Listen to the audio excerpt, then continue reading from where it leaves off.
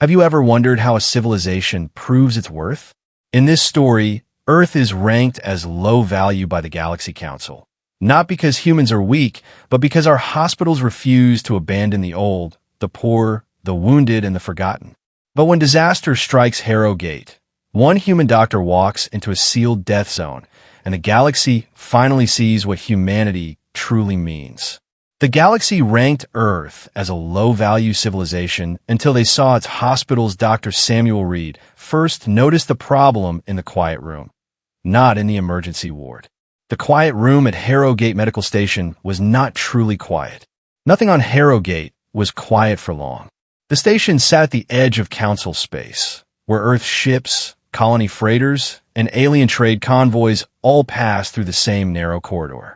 Even in the staff break room, Samuel could hear stretcher wheels in the hall.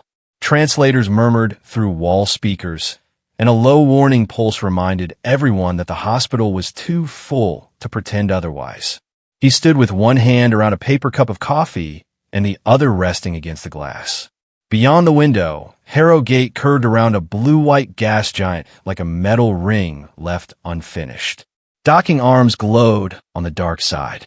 Shuttle lights moved in lines toward the ports. Somewhere below, 5 different species were arguing over fuel priority, quarantine rules, and who had the right to use the emergency lanes. Samuel was there for a simple reason. Earth had been allowed to run a small joint medical program at Harrow Gate for 90 days. The program was supposed to prove that human emergency medicine could work in mixed-species space without disrupting council systems. Samuel's job was not to make speeches.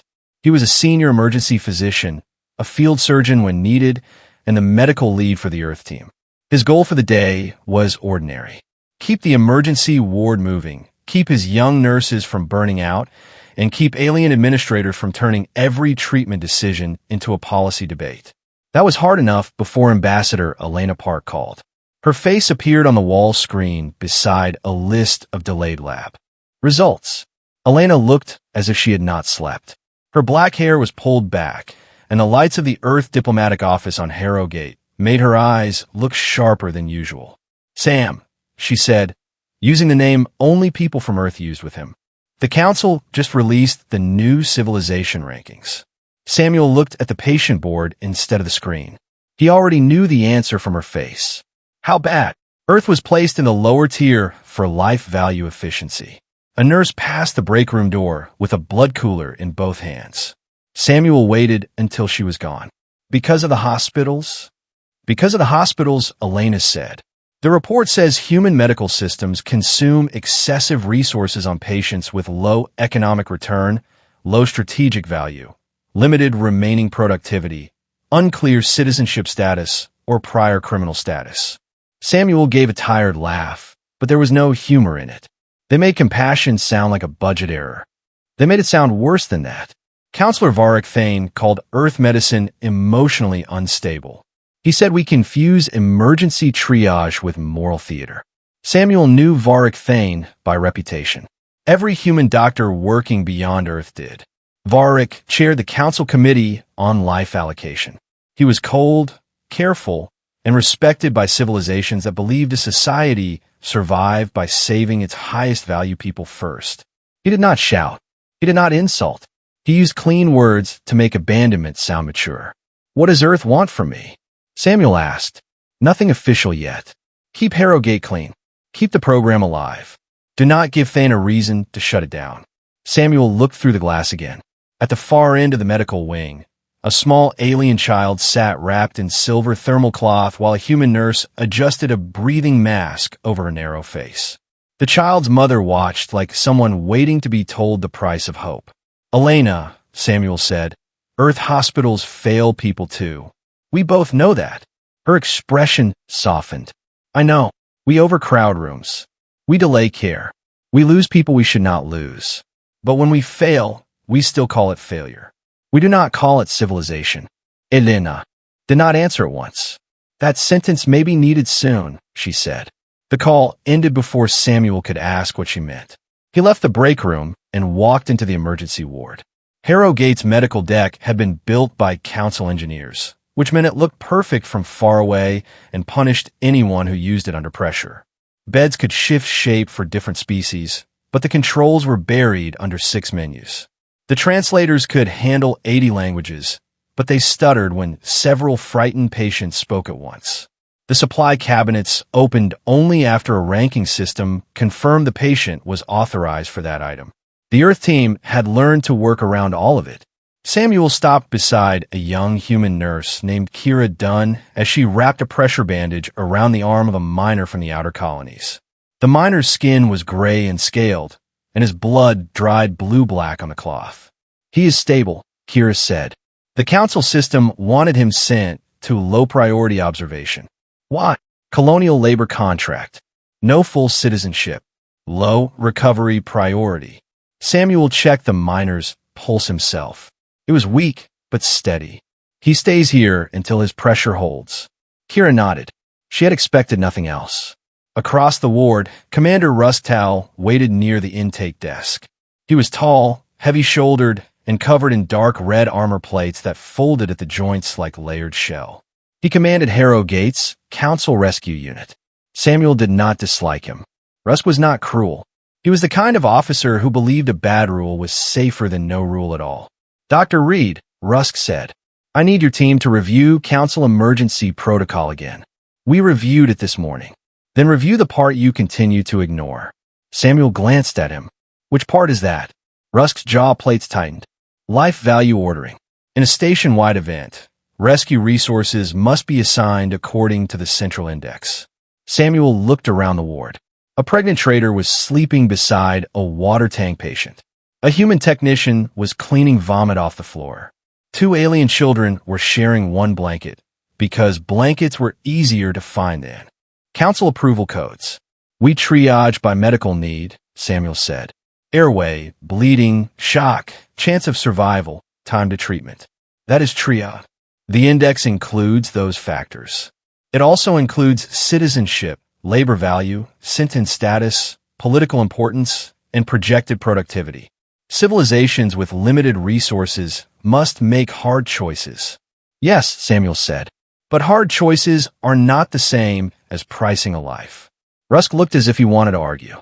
Before he could, the station lights flickered. For one breath, every monitor in the ward blinked white. Then the first alarm began. It was not loud at first. It came as a low pulse from the ceiling, almost polite. Samuel turned toward the intake screen as red lines spread across a map of Harrow Gate's lower ring. Section 12. Residential service blocks. Cargo access corridors. Prisoner transfer holding. Colonial worker housing. It was not a diplomatic zone. It was where the station kept the people who cleaned, repaired, loaded, waited, and served the rest of Harrow Gate. The low pulse became a sharp, repeating tone. The station voice announced a structural event in the lower ring. Toxic exposure had been reported, and automatic bulkhead closure was already in progress. Samuel was already moving. "Kira, trauma line. Get masks, burn kits, sealant, portable oxygen. Open beds 6 through 20. Move stable patients to the inner hall." Rusk lifted his wrist console. "Council Rescue is responding." The map changed again. A gray overlay appeared over Section 12. A cold label beside the sealed zone said there was no extraction value. Samuel stopped. For a moment, the ward sound narrowed until he heard only the alarm and his own breathing. "How many people are in there?" he asked. Russ did not answer quickly enough. Samuel turned to him. "Commander, how many?" "Estimated 463. Kira whispered something under her breath. Samuel looked at the gray zone. 463 people had been dismissed by a machine before a doctor had even touched them. Why did it mark no extraction? Rust's voice lowered. The index has determined that resources must be preserved for higher priority zones. Are they dead? Not all. Then we go in. Rusk stepped in front of him. You cannot override containment. That section will be sealed in 22 minutes to protect the diplomatic ring. Samuel looked past him to the ward staff. They had all gone still. He raised his voice, not loud, but firm enough to travel. Earth team, full field response. We pull the living out, decontaminate at the outer lock, and operate where we stand. No one asks for value rank. We treat by condition. A council medic near the doors froze. Doctor, which patients have highest value? Samuel picked up a respirator and sealed it over his face. Breathing comes before ranking. Then he went toward the lower ring. The corridor to Section 12 sloped beneath the clean metal of the medical deck. As Samuel descended with his team, Harrow Gate changed around him. The walls lost their polished finish. Service pipes ran overhead. The air tasted of burned insulation through the filter mask. Workers from the lower ring crowded against sealed inner doors, shouting in 3 languages while council guards tried to move them back. Samuel kept walking. A woman grabbed his sleeve. Her hands had 6 fingers, each stained with machine oil. "My daughter," the translator said over her raw voice. "She's in child block 7. They said she has no extraction number." Samuel looked at Kira. "Name?" "Nara Voss," the woman said. "She is 8 cycles. She has a lung plate condition. Please." Samuel put one gloved hand over hers. "We're going in." The outer bulkhead groaned open after Rusk used his command seal. He had followed them, though his rescue squad remained behind him. "I'm logging that I did not authorize Earth treatment priority," Rusk said. "Log what you need," Samuel answered. The door opened onto smoke, scattered cargo crates, and emergency lights cutting the air into red strips. People were down in the corridor. Some crawled. Some sat against walls, too stunned to move. Samuel's mind narrowed into the old shape it always took in disaster. He did not count status. He counted airways. "Walking wounded to the right," he called. "Severe breathing trouble left. Active. Bleeding center. Kira, green tags near the wall. Blue tags with me. Move." A council medic stared at the tags. "These do not include value class." "Correct." Samuel knelt beside the first patient, a colonial worker with burns along the neck and a blocked airway. He opened the airway, inserted a breathing tube, and passed the patient to 2 Earth orderlies. Then he moved to the next. The first minutes were all hands and breath. Seal a wound. Clear a throat. Lift a child. Tell the ones who could walk to help the ones who could not. Keep the team moving. Do not stare too long at anyone you could not reach yet. Then Kira called from the doorway of Child Block 7. "Dr. Reed." Samuel found Nara Voss under a collapsed sleeping frame. She was small, with pale violet skin and a flexible breathing plate along her ribs that fluttered too fast. Her eyes tracked him, wide and wet, but she did not cry. Children in disaster often did not. They saved their strength for breathing. "Hello, Nara," Samuel said. "I'm Dr. Samuel Reed from Earth. I'm going to help you breathe better." Her voice came thin through the translator. "Do I have a number?" Samuel slid a support under the frame and nodded to Kira. "You have a name." They lifted the frame. Nara gasped. Samuel saw the swelling along her breathing plate and knew she had minutes, not hours. "Mask," he said. Kira handed it over. The child's oxygen levels rose a little. A council warning cut through Samuel's earpiece. Containment closure would finish in 17 minutes. He carried Nara out himself. At the Central Service Junction, 2 Earth medics were trying to move an elderly man from beneath a maintenance panel. He had gray skin, a thin frame, and the thick hands of someone who had worked in machines all his life. His badge identified him as Miro Kellen, Colonial Systems Maintenance. A council rescuer scanned him. Low priority. Age index failure. No strategic function. Miro's eyes opened. He looked at Samuel with painful effort. "I know the manual locks," he whispered. The translator lagged, then repeated it. Samuel crouched beside him. "Which locks?" Miro coughed. "Pharmacy core. If the system is sealed, old. Wheel beneath." His words faded. His pulse was thready. The council rescuer shook his head. "He is not viable within resource limits." Samuel pointed to 2 medics. "He goes out now. Pressure pack on his chest. Do not wait for the scanner." The rescuer blocked the stretcher.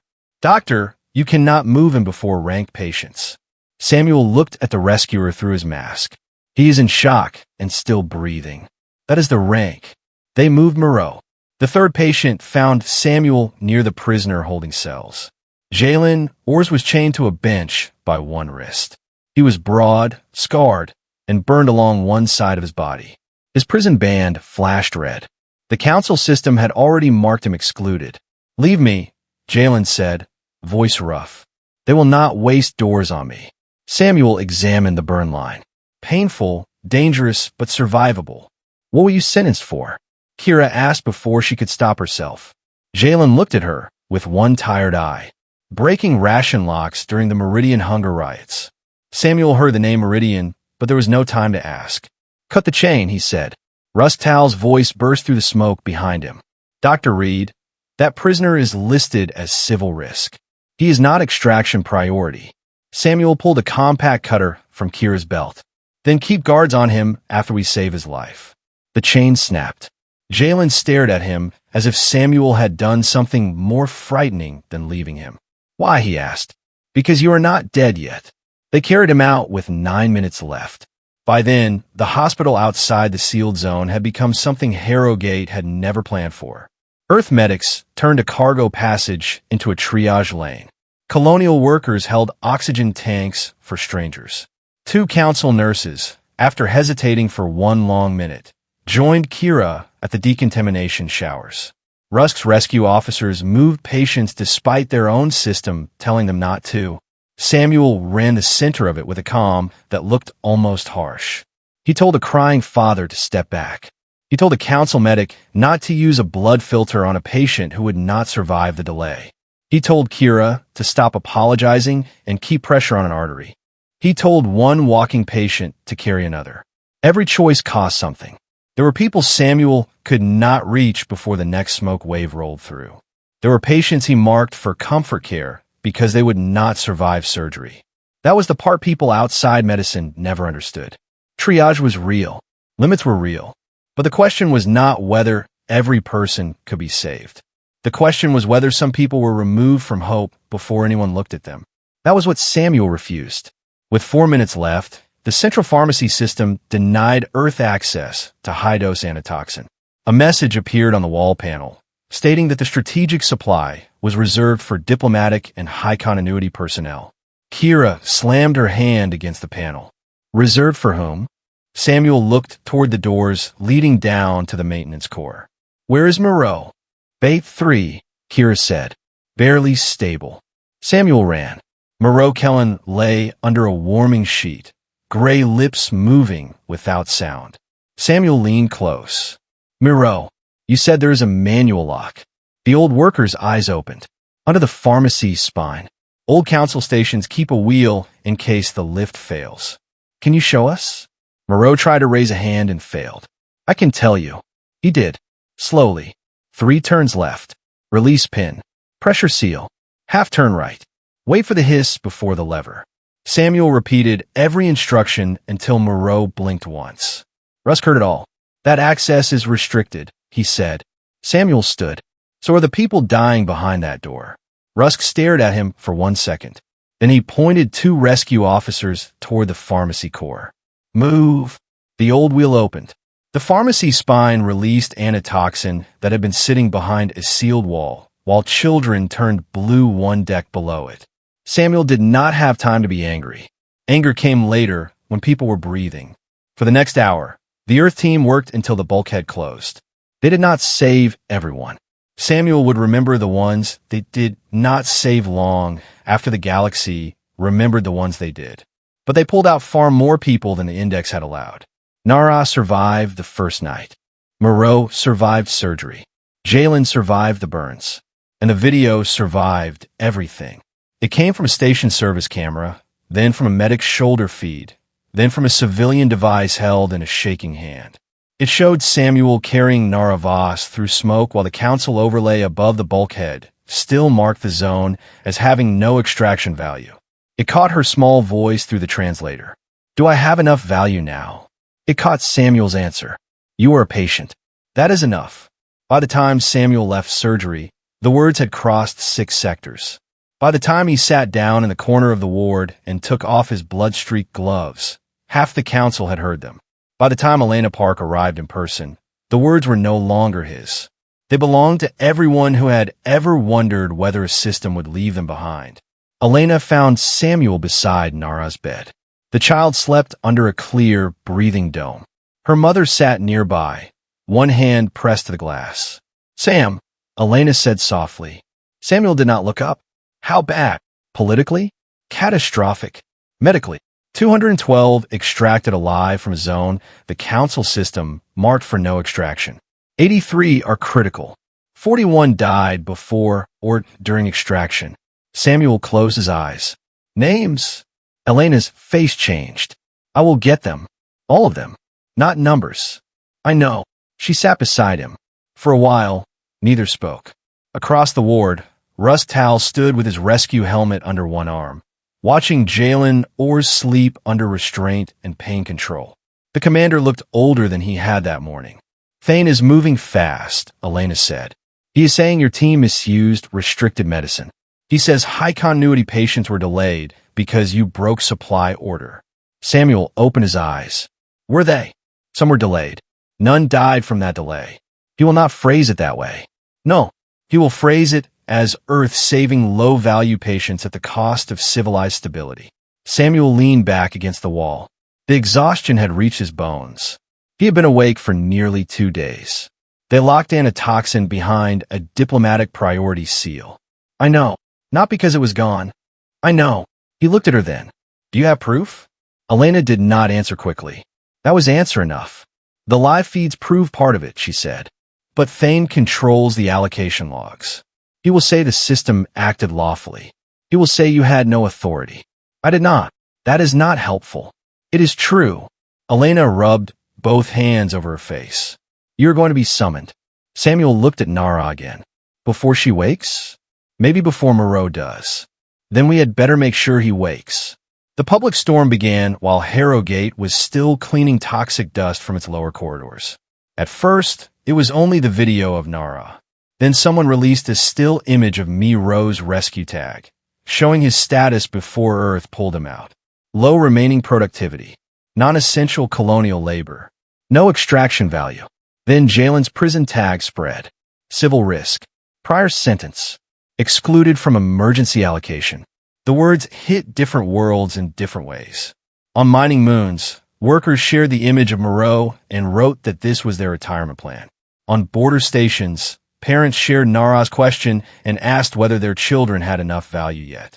In prison colonies, Jalen's name appeared on walls before station crews scrubbed it off. The council tried to control the story. Varric Thane gave a statement from a clean white chamber, his voice steady and almost gentle. The tragedy at Harrow Gate must not be exploited by emotional actors. Life allocation exists because resources are finite. A civilization survives by preserving the lives most needed to preserve the whole. Samuel watched the statement from the ward, standing between two beds while Kira changed a filter behind him. Varric continued. Earth personnel violated lawful allocation order. They risked strategic patients to rescue individuals whose survival value had been properly assessed as minimal. That is not compassion. It is instability performed in public. Kira turned off the screen. I hate him, she said. Do not, Samuel said. She looked at him. Why not? Because he sounds reasonable to people who are afraid. That was what made Varric dangerous. He did not deny that Nara had been alive. He did not deny that Moreau had been breathing. He did not deny that Jalen could be saved.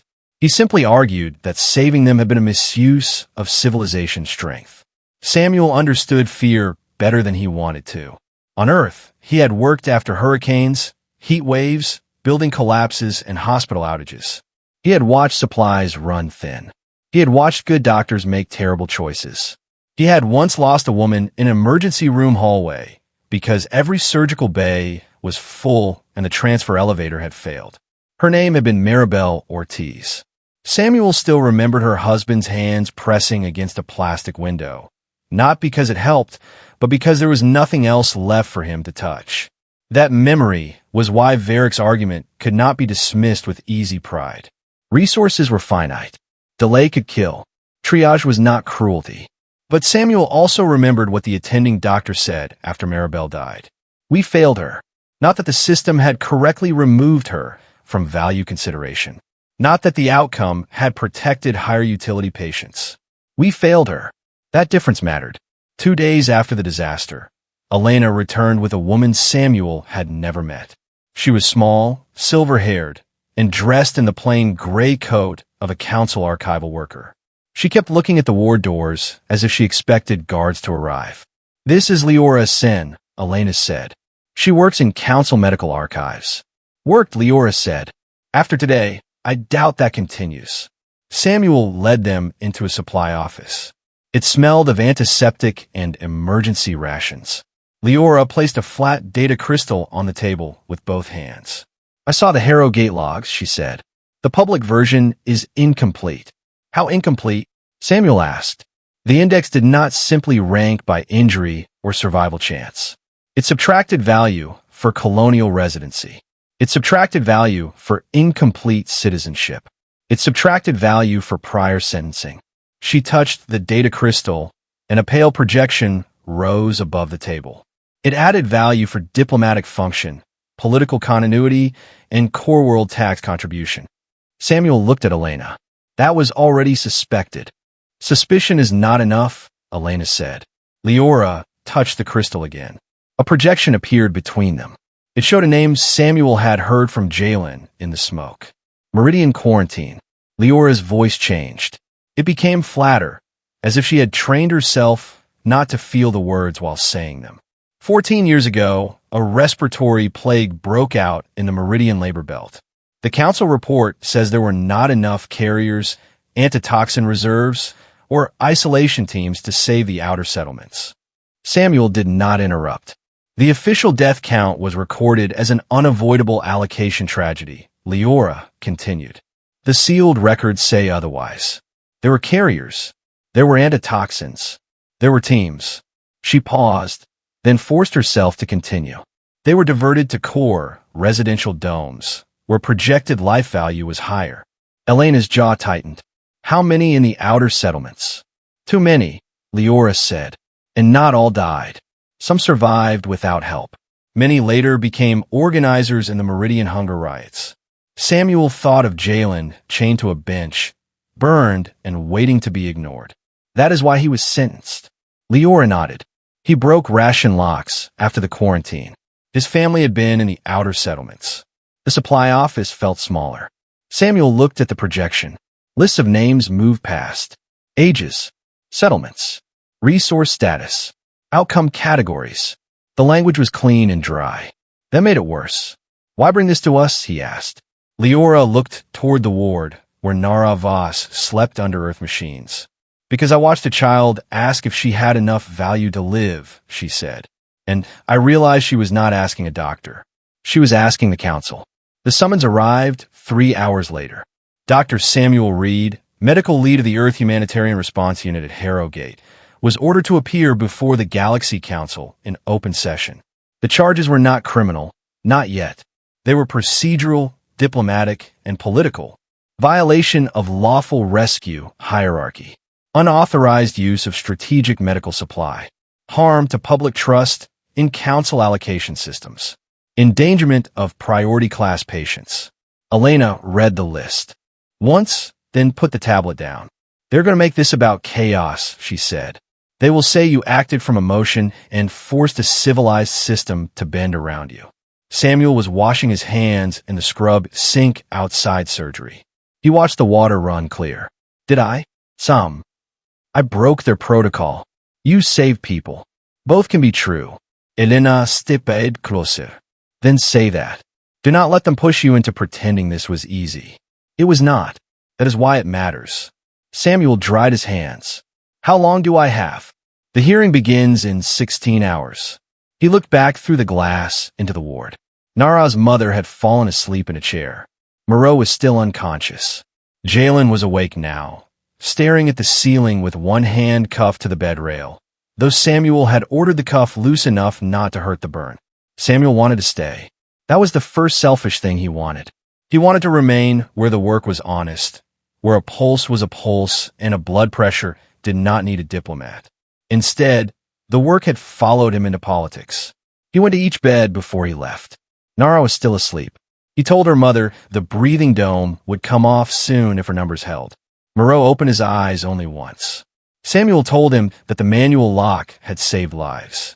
Moreau seemed to understand, but his lips moved with another question. Would you have taken me out if I knew nothing? Samuel leaned close. Yes. The old worker closed his eyes again. At Jalen's bed, Samuel checked the burn dressing. Jalen watched him with a strange, guarded anger. They will use me against you, he said. Probably. I'm not a good symbol. Samuel adjusted the blanket over his arm. Good. Symbols are too clean. Jalen almost smiled. Why did you cut the chain? Because the chain was not treating your burns. The laugh hurt him. He stopped quickly. Earth doctors are strange. Often, before the shuttle departed, Samuel spent 1 hour doing the work that no hearing would show. He sat with the families of the dead. Elena offered to send another doctor, but Samuel refused. The dead were not evidence to him. They were not a political cost. They were the part of the day that would never be repaired, and he would not let them be handled by a clerk while he prepared for the council. The meeting room was small and badly lit. Harrow Gate had not designed space for grief. It had designed space for transfers, docking fees, and ranking appeals. Families came in one at a time. Some spoke through translators. Some did not speak at all. Samuel told each of them what he knew, what his team had tried, and when the death had happened. When he did not know enough, he said so. One old woman asked if her brother would have lived under Earth law. Samuel looked at her hands. They were twisted from decades of station work. I do not know, he said. I wish I did. That is a strange answer for a doctor. It is the only honest one I have. She studied him for a long moment. The council sent me a probability report. It used 6 pages to tell me my brother was unlikely to matter. Samuel felt the words land in his chest. He mattered. You did not know him. No, Samuel said. But you did.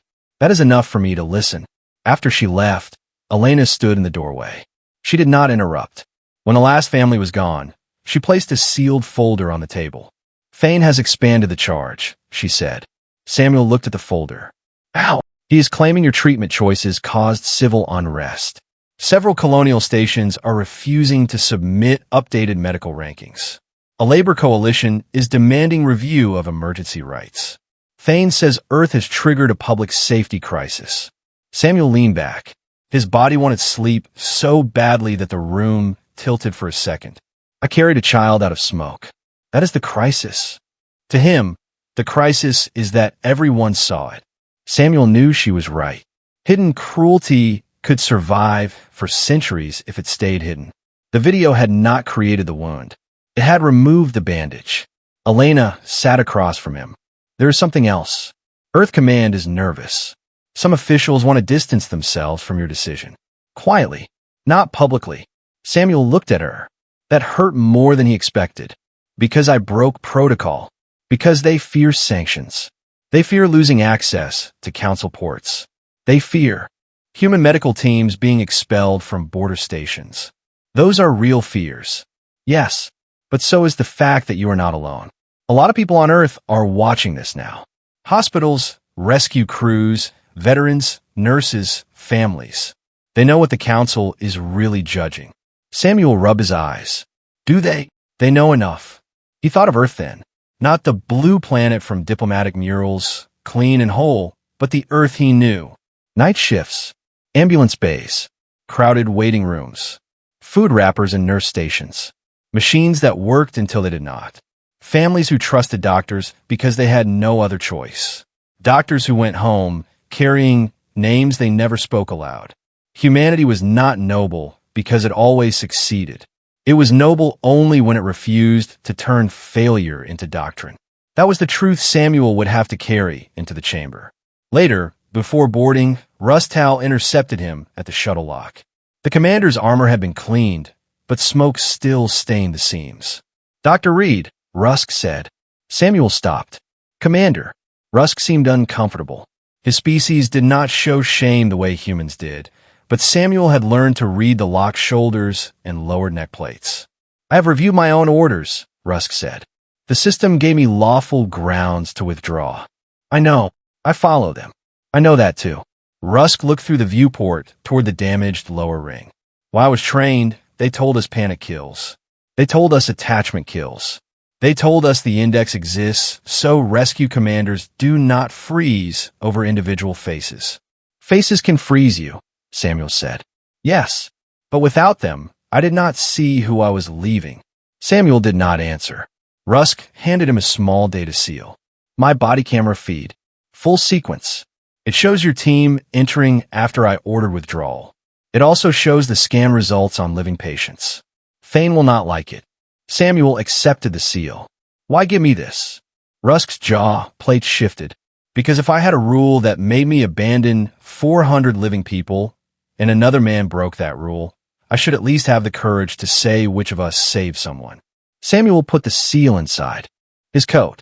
You may be punished. Likely. Are you ready for that? Rusk looked back at Section 12. No, but perhaps that is not the first condition for doing what is necessary. For the first time, Samuel understood that the hearing would not only judge Earth. It would judge everyone who had obeyed and then realized obedience had cost too much. Samuel left Harrow Gate on a diplomatic shuttle with Elena Park and the Meridian records sealed in 3 separate systems. As the station fell behind them, he saw Section 12 dark along the lower ring. The crews had not repaired its outer lights yet. It looked like a missing piece in the station's body. The Galaxy Council chamber was not built to comfort anyone standing at its center.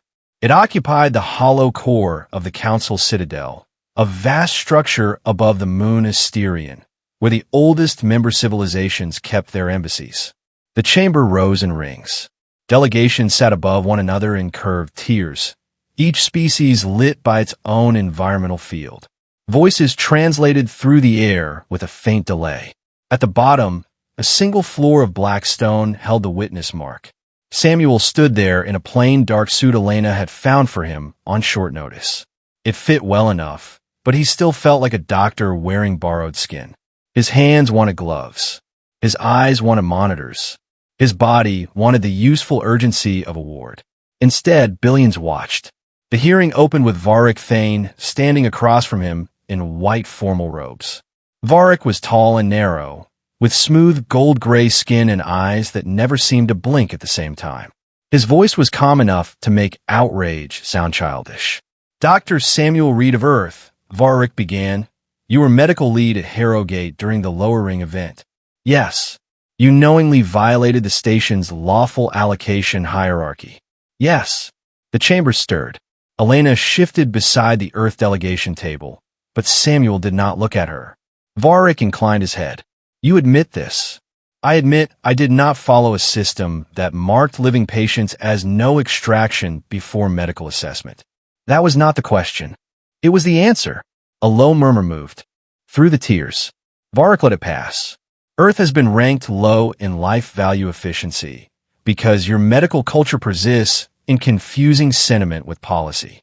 Your hospitals spend enormous resources on individuals who cannot repay that investment. He lifted one thin hand as if naming ordinary objects.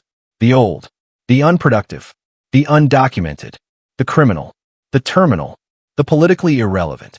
Samuel held his gaze. Those are patients. They're also categories that determine survival impact.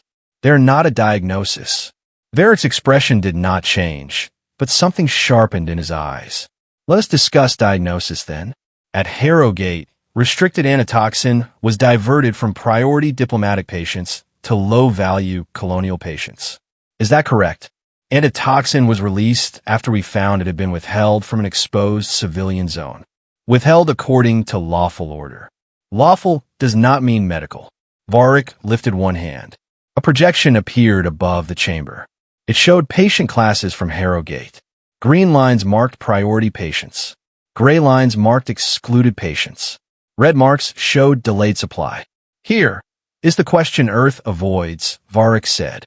If saving one low-value patient consumes resources that could preserve 10 high-value lives, does Earth still call that mercy? The chamber became still. Samuel understood the trap. If he said yes, he would sound reckless.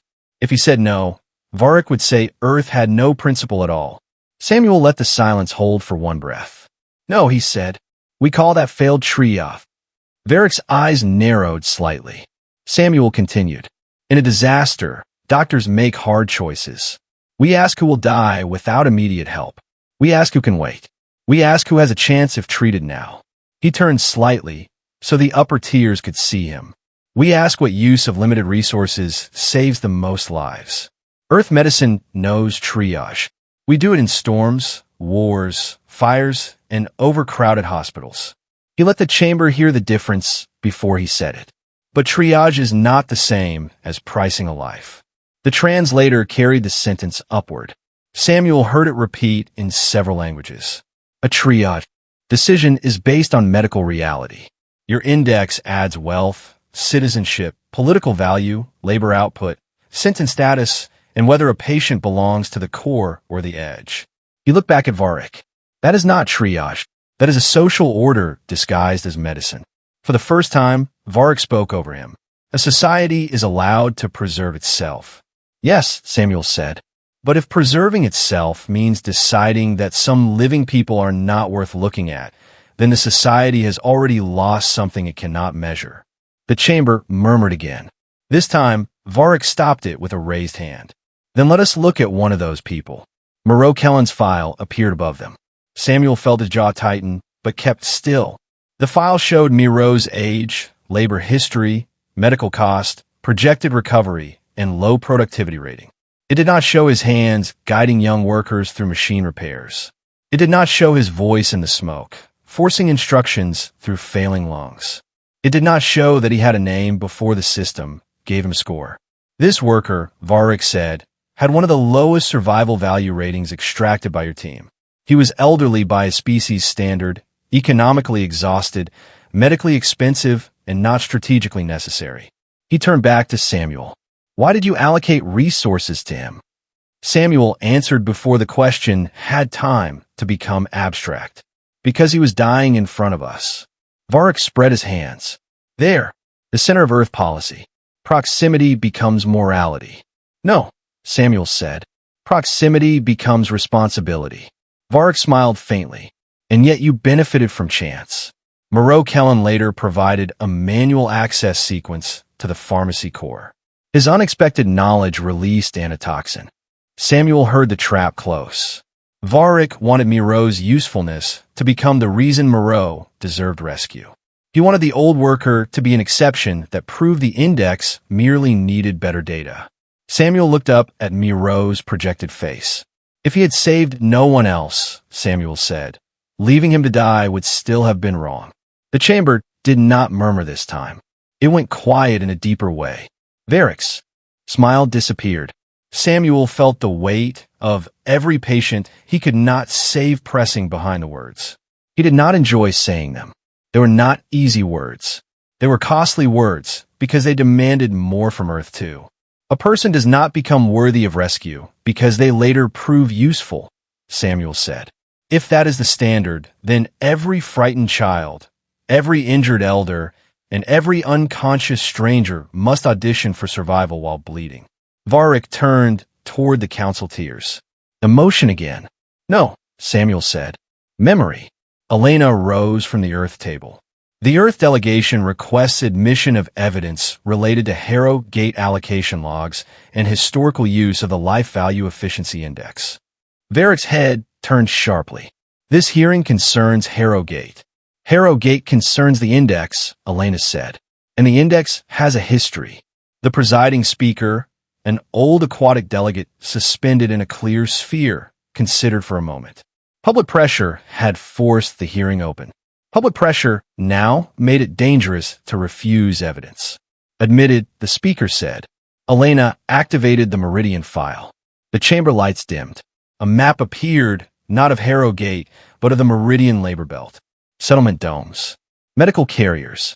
Antitoxin reserves. Evacuation paths. Samuel watched from the witness mark as the hidden history unfolded around him. Elena did not dramatize it. She did not need to. She showed the official report first. Limited resources. Containment required. Outer settlements unrecoverable. Then she showed the sealed logs. There had been resources. Not enough for everyone, but enough to save many. They had been diverted. Core residential domes received full evacuation. Outer labor settlements received delay orders because their residents carried lower life value scores. The words were clinical. The result was not.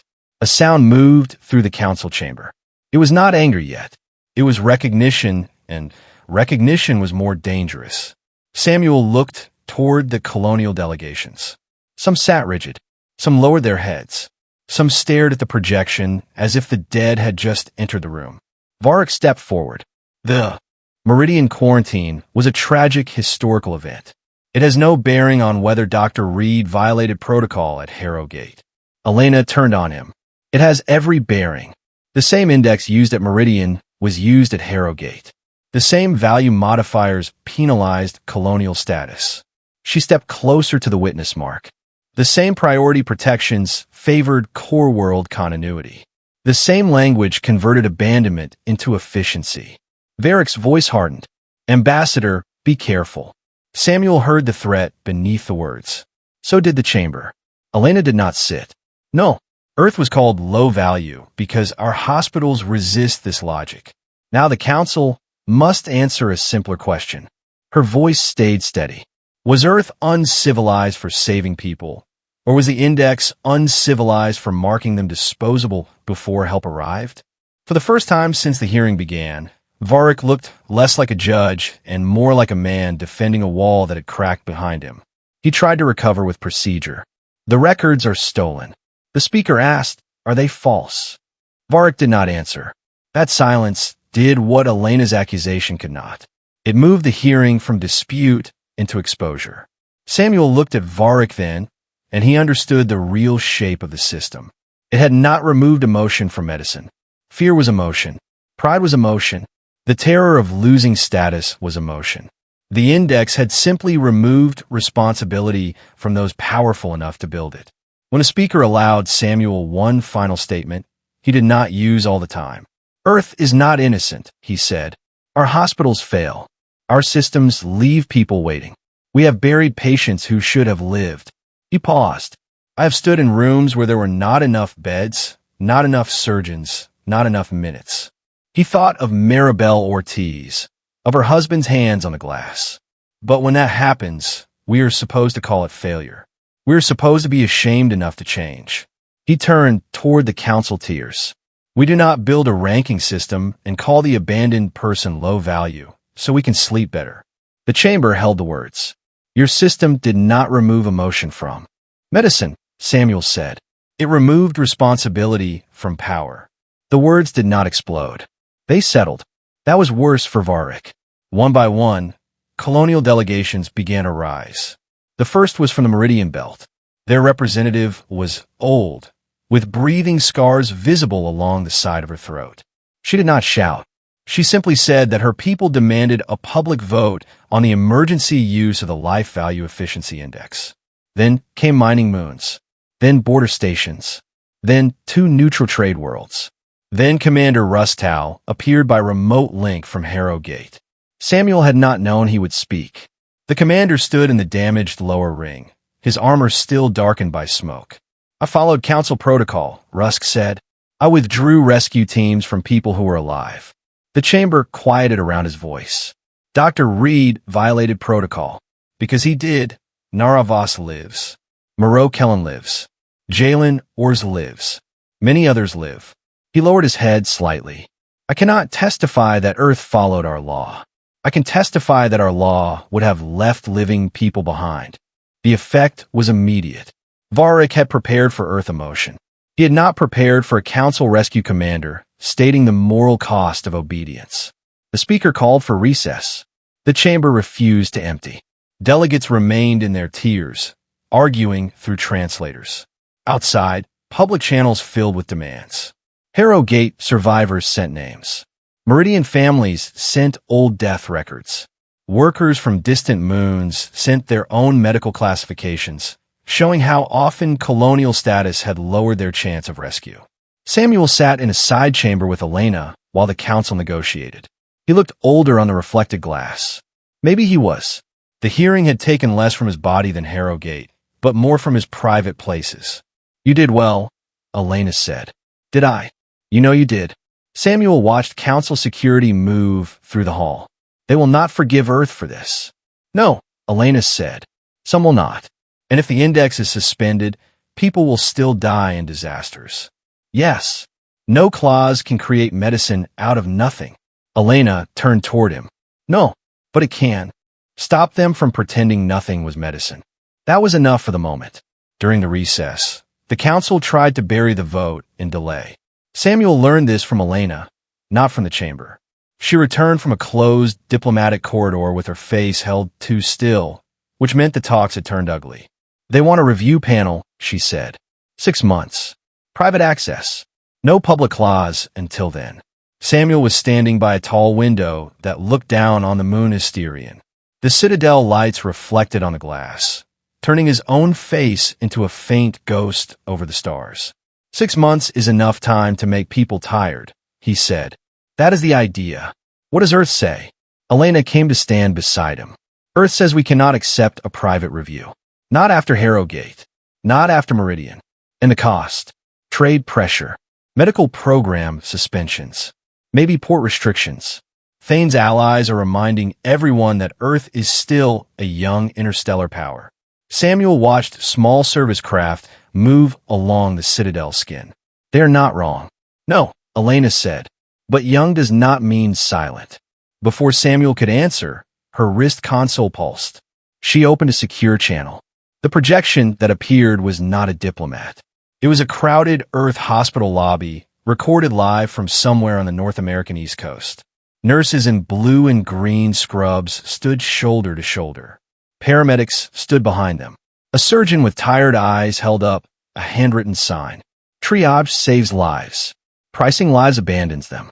The feed changed.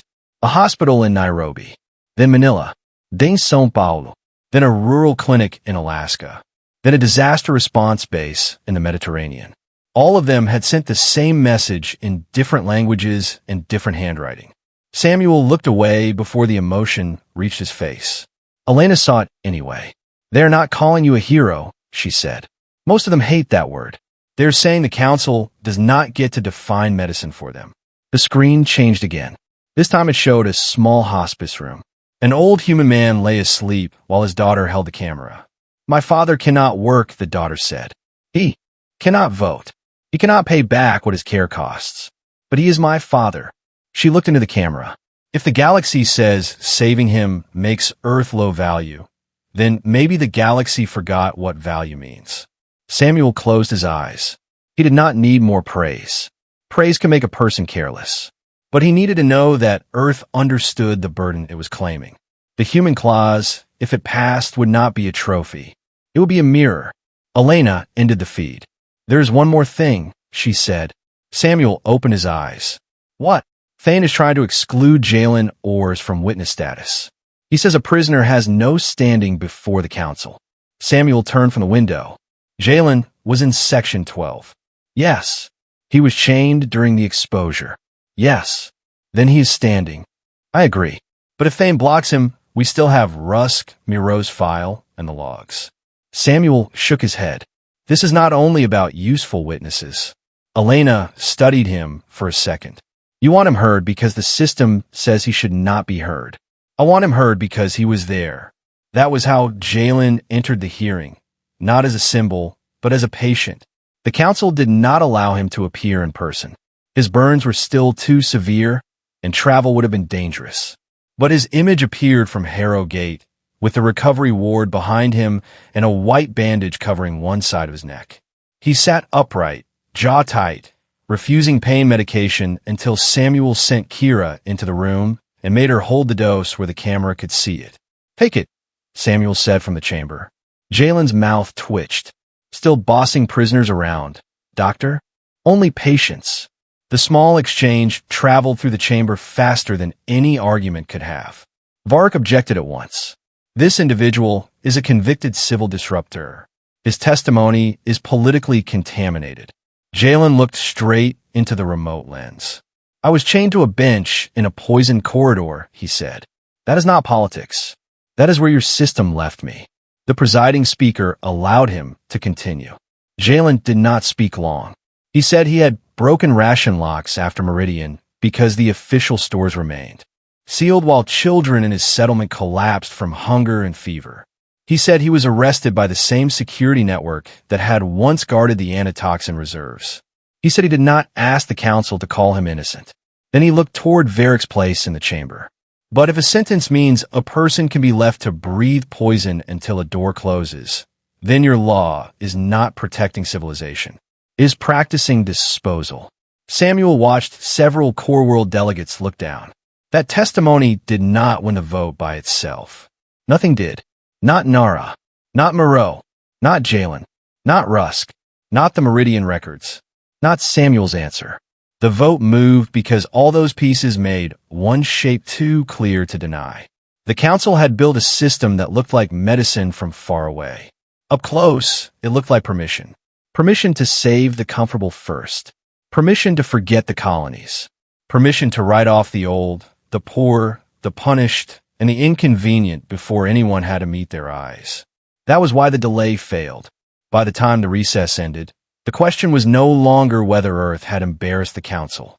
The question was whether the council would choose embarrassment over accountability. The final session began after midnight by Harrow Gate time. Samuel stood again at the witness mark, though he no longer felt like the only one on trial. Varric stood in his place as well, but his allies had pulled back around him. They spoke now of caution, transition, and review, the language of people trying to retreat without appearing to flee. Varric made one last argument. If this council weakens life value efficiency, rescue systems across member space may become unstable. High-skill leaders may be lost. Strategic continuity may fail. He turned slowly toward the tiers. Civilizations are not built on impulse. They're built on order. Samuel did not answer. It was no longer his answer to give. A delegate from small border world rose. Order that requires the weak to die quietly is not stability. It is fear with paperwork. Another delegate spoke, then another. The vote did not abolish triage. Samuel would have opposed that if anyone had tried. Hospitals still needed hard choices. Disaster teams still needed medical priority. No serious person in the chamber believed resources had become infinite because Earth had embarrassed the council. What changed was the moral floor beneath the system. The Life Value Efficiency Index was suspended from emergency rescue decisions pending total review. More importantly, the Council adopted an immediate binding clause for all interstellar disaster zones. The media named it before the speaker finished reading. The Human Clause. The wording was plain enough for every station and settlement to understand. No living person in an interstellar emergency could be automatically excluded from rescue or emergency assessment solely because of age, poverty, low status, colonial residency, incomplete citizenship, prior sentence, species origin, or projected economic productivity. Medical triage remained, pricing human worth or alien worth as a gate before examination did not. When a vote passed, the chamber did not erupt in one clean cheer. That would have been too simple. Some delegations applauded. Some sat in hard silence. Some core world representatives looked as if they had swallowed poison. Varric Thane did not look at Samuel. Samuel did not need him to. Elena touched Samuel's arm. They just named a council clause after humanity. Samuel watched the result appear above the chamber in every official language. Then humanity had better live up to it. That was the part no one would put in the headlines. A clause could shame the galaxy, but it could also shame Earth. Every human hospital that failed a poor patient would now stand under the light of its own principle. Every Earth official who celebrated the vote would inherit the obligation behind it. Samuel preferred it that way. Praise was easy to waste. Responsibility was harder to fake. He returned to Harrow Gate 2 days later. The station was still wounded. Section 12 remained sealed in parts, but repair crews had opened the main corridor. The smell of smoke had faded into disinfectant and war metal. New supply crates from Earth and several colonial worlds lined the medical deck. Someone had taped a handwritten sign over the old council intake scanner. Patients are assessed by need. Samuel stood in front of it for a moment and said nothing. Kira found him there. It was not me, she said quickly. Good sign. Bad handwriting. Also true. For the first time in days, Samuel smiled. The recovery ward was quieter than he expected. Nara Voss sat up under a soft breathing brace, drawing crooked circles on a tablet. Her mother slept in the chair beside her, mouth open, one hand still resting on the bed rail. Moreau Kellen was awake, though pale. He had already complained about the maintenance layout of the medical deck and told 3 engineers they were using the wrong bypass route. Jalen, oars lay near the window. The cuff was gone. Rustow had removed it himself after the vote, then stood there awkwardly until Jalen told him to stop looking guilty and bring water. Samuel moved from bed to bed. He checked charts. He asked questions. He listened. That was the work again, and the work steadied him. Nara waited until he reached her bed. "Dr. Reed," the translator said in her small voice. "Hello, Nara. They said there's a rule now." "There is. Because of Earth." Samuel sat on the stool beside her bed. "Because many people spoke. Earth was only part of it."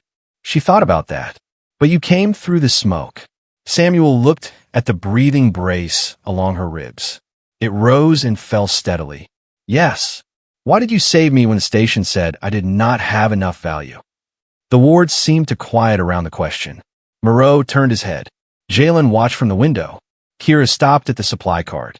Even Rusk, standing near the door, went still. Samuel could have said many things. He could have said because Earth medicine believed in dignity. He could have said because the council was wrong. He could have said because the galaxy needed to see what a hospital was for. All of that was true. None of it was what a child needed. Because someone was supposed to, he said. Nara accepted that with the seriousness of children who have heard too much adult fear. "Will someone come next time?" Samuel looked at the ward. He looked at the survivors at Rusk near the door, at the sign over the scanner, and at the crates sent by worlds that had finally seen themselves in a child without a number. "More of us will," he said. Near the end of his rounds, Samuel found Rustow standing alone beside the sealed entrance to Section 12. The commander had been relieved of field command pending review. He did not say that with bitterness. He said it like a man naming weather. "I may lose my post," Rusk said. Samuel stood beside him. "I am sorry. Do not be. I kept the post while believing obedience was enough. Perhaps losing it is the first honest part." Through the thick glass, workers were repainting the rescue lines on the floor. The old markings had sent high-value patients one way and everyone else another. The new markings were simpler. Walk. Wait. Urgent. Critical. Medical words. Human words. Words that could still hurt, but did not pretend a poor life weighed less. Rusk looked at the new lines for a long time. "Your people will fail this clause too," he said. Samuel nodded. "Yes. You admit that easily. Because it is true. Then why fight so hard for it?" Samuel thought of Nara breathing, Moreau complaining, Jalen enduring pain without pretending to be harmless. He thought of Earth hospitals sending shaky videos from crowded rooms. "Because a principle we fail is still a direction," he said. "A system that calls abandonment success gives people nowhere to return to." Rusk accepted that in silence. Outside Harrow Gate, the gas giant turned beneath the station. Ships kept arriving. Some carried patients. Some carried supplies. Some carried officials who now had to learn the difference between a medical limit and a moral excuse. The galaxy would not change in one vote. Varric Thane would not be the last person to defend a cold system with clean words. Earth would not become pure because a council chamber had applauded it once. Hospitals would still be crowded. Doctors would still choose under pressure. Some people would still fall through gaps that no clause could close fast enough. But a line had been drawn where no line had existed before. A patient had to be seen before being dismissed. A life could not be priced out of rescue before a hand reached for it. And Earth, the low-value civilization, had forced the most advanced powers in the galaxy to admit something their rankings had missed. A civilization is not measured by how efficiently it protects the useful. It is measured by whether the helpless can still trust it when they fall. On Harrow Gate, beneath the sign with bad handwriting, Dr. Samuel Reed returned to work. There were charts to check, wounds to clean, families to update, a child to help breathe without fear. He also knew the clause would make enemies. Some would call it human arrogance. Some would wait for Earth to fail once, then use that failure to mock the whole principle. Samuel accepted that risk because the alternative was worse. That was where humanity's answer had begun. Not in a speech, not in a ranking, in a hospital corridor where a door was closing and someone from Earth walked through it anyway. In the end, Earth did not win because it had the richest hospitals, the cleanest systems, or the most perfect history. Earth won because when the weakest people in the galaxy were reduced to numbers, humans still saw patience. They saw fear. They saw pain. They saw a life that had not ended yet. And maybe that is what civilization was always meant to be. Not the power to decide who is worth saving, but the courage to reach for someone before the world gives up on them. If this story moved you, please leave a like, share it with someone who loves meaningful science fiction, and subscribe to the channel for more stories about humanity, dignity, and the choices that define us among the stars. Thank you for listening. And remember, sometimes the greatest proof of a civilization is not how high it rises, but who it refuses to leave behind.